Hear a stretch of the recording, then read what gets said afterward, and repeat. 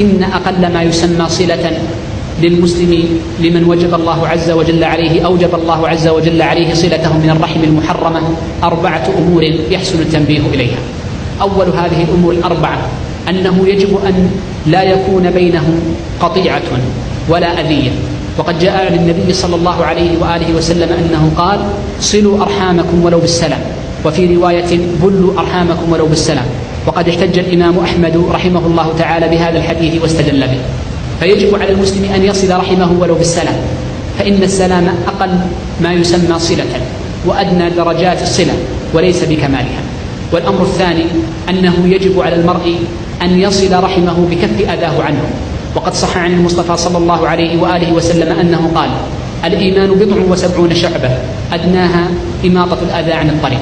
فكف الأذى عن أخيك المسلم عموما وعن الرحم التي تجب صلتها بالخصوص هذا من الأمور الواجبة على المسلم التي إن تركها أثم ولا شك. والأمر الثالث أنه يجب لهم عليه النفقة إن كانوا محتاجين، فإن النفقة على القرابات إن كانوا محتاجين واجبة على المرء. فإن كان للمرء أب أو ابن أو أخ أو أخت أو عم أو عمة محتاج للنفقة فيجب عليه أن ينفق عليهم وأن يحسن إليهم إن كان الله عز وجل قد أوسع عليه، وهذه أيضا من الصلة الواجبة التي يأثم بتركها. ولذلك قرر غير واحد من أهل العلم من المحققين، وهو قول جمهور الفقهاء رحمهم الله تعالى، أن النفقة واجبة على الأقارب، ويعنون بالأقارب من ذكرت لك ضابطه. والأمر الرابع في صلة الرحم الواجبة قالوا: أن يكون المرء داعيا لقرابته محسنا إليهم بالاستغفار إليهم. وقد روى الترمذي أن أبا ذر رضي الله عنه أتى النبي صلى الله عليه وسلم فقال: يا رسول الله، يكون بيني وبين قرابتي ما يكون بين القرابات.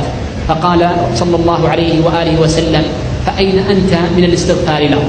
إن المرء إذا دعا لقرابته وأكثر من الاستغفار لهم والدعاء والابتهال لله سبحانه وتعالى أن يتجاوز عنهم وأن يزيد في رزقهم وأن يبارك لهم في ذريتهم وولدهم، فإن الله عز وجل يزيل ما في النفوس من الضغينة ويبدلها محبة ووئاما وألفة واتفاقا.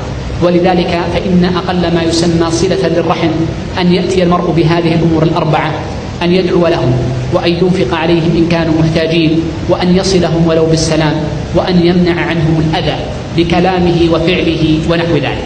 وأما الزيادة على هذه الأمور فإن الناس فيها يتفاضلون بين مقل ومستكثر، فمن امرئ قد بلغ في الوصل منتهى فلا تكاد تجد له منقصة ولا تكاد تجد له أمرا يعاب به في بره والديه وصلته رحمه، ومن امرئ فتح الله عز وجل له في باب دون باب، وهكذا.